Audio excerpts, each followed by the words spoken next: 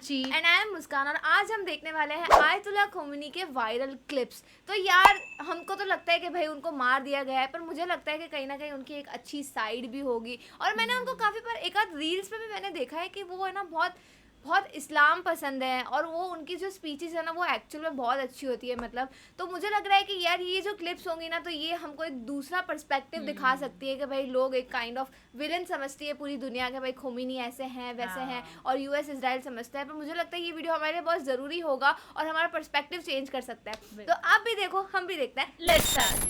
شما اول بزرگ بشید انشالله قدرتون بلند بشه درس بخونید و عالم بشین و انشالله برای اسلام مفید باشید یه 80-90 سالم عمر کنید بعدم شهید بشید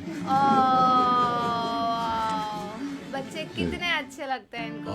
بگو ببینم بگو خانم من امروز تولدم بود. Today was my birthday. بابام بهم یه هدیه داد، اونم هدیه من شد هدیه من شد که That I could see you. شما رو ببینم. الان اومدم پیش شما، میتونم حالا که به سن نرسیدم به سنم Okay. پیش شما رو یکم بغل کنم. ओह अच्छा 9 साल की वो हुई नहीं है, इसलिए अभी वो छोटी है।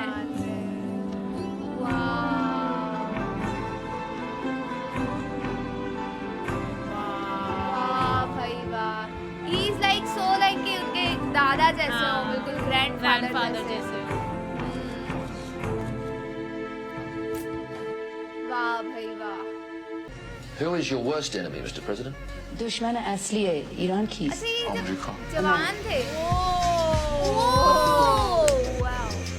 جان ناقابلی دارم، लिटिल वैल्यू। جسم ناقصی دارم، मे भी उनकी एज हो गई इसलिए सब हो गया। اندک آبرویی هم دارم که این را هم خود شما به ما دادید.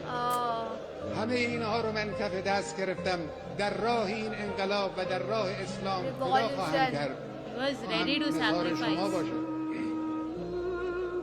سید ما، مولای ما، دعا کن برای ما.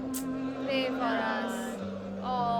मुझे बहुत बुरा लग रहा है। صاحب ما تویی، صاحب این کشور تویی، صاحب این انقلاب تویی.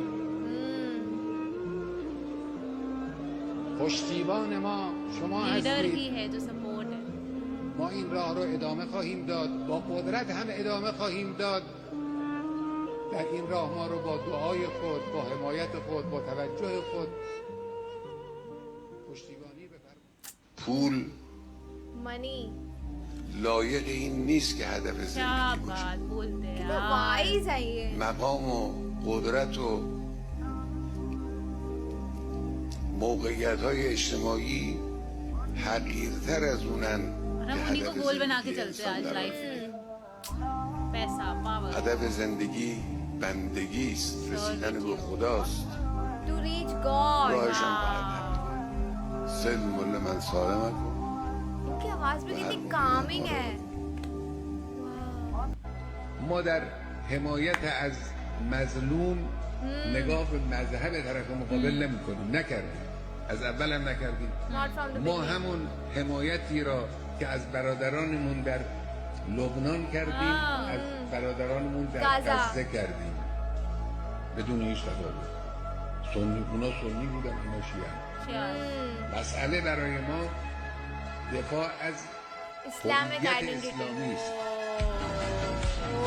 اون کسی که به خدا مغرور بشود، हाँ مغرور شدن به गुरूर خدا हो जिसमें। یعنی نابحق از خدا توقع کردن अच्छा بدون اینکه عمل We are doing, صالحی را हाँ, به good میدان deeds. بیاورد پاداش از خدا خواستن. सही बात। به خودمون بایستی بپردازیم، به دلمون، به جانمون، به شستشوی क्या روانی बात है यार। خودمون باید بپردازیم. وظایف سنگین ما رو غافل نکند. इनके लिए खुदा सबसे راه هم बढ़कर بازه. थे। همین कुछ नहीं। نماز پنجگانه، 5 daily prayers. همین امکان دعا، همین نافله، همین نماز شب، این راه رو تهجد. باز گذاشتن Most در مقابل important. ما. تنبلی نکنیم میشه. It's possible. اون وقت انسان اطلاع پیدا میکنه، نورانیت پیدا میکنه. چرا که دوست بداری یک روزی از تو جدا خواهد شد. सही बात है सही यार। बोला. همه बिल्कुल این اشیایی که انسان در دنیا دوست می‌داره، فرزند را، مال را، اشیای گوناگون را، बच्चे مقام را، पैसा प्रॉपर्टी सब هر چه دوست می‌دارید بدانید و بدانیم که قطعاً یک روز بین ما و این محبوب ما جدایی خواهد افتاد. It will. ऑपरेशन मिलाकर وقتی ما بر حقیم چه باک از کشته شدن داریم که به دیدار رسول خدا می رویم.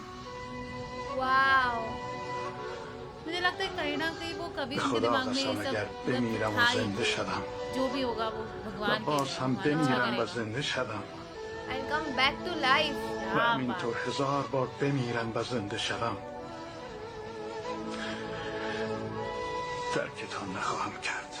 فرق ملت ایران با بسیاری از ملت‌های دیگه اینه क्या که है ملت ایران این جرأت رو داره कॉन्फिडेंस टू که से بگه که آمریکا متجاوزه، آمریکا دروغگوه، آمریکا غریبکاره، آمریکا مستکبره و مرگ بر آمریکا.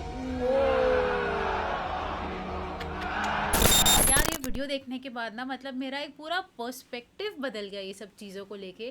ठीक है जो भी चीज़ें चल रही हो पर यार एक वो होता है ना कि जब वो मौत आती है ना तो वो एक तरीके से होती है बट इनके साथ जो हुआ ना वो कहीं ना कहीं बहुत दुखद वाली बात थी. बिकॉज इस वीडियो में हमने देखा ये जो बातें बता रहे हैं, जो चीज़ें बोल रहे हैं, इतनी अच्छी चीज़ें और इतनी सही चीज़ें हैं ना. और खासकर की वो बात कि हम ना ज़िंदगी में पैसा, स्टेटस, सब सोशल पावर इसके पीछे भागते हैं. हम अपने अच्छे कर्म तो देखते ही नहीं है.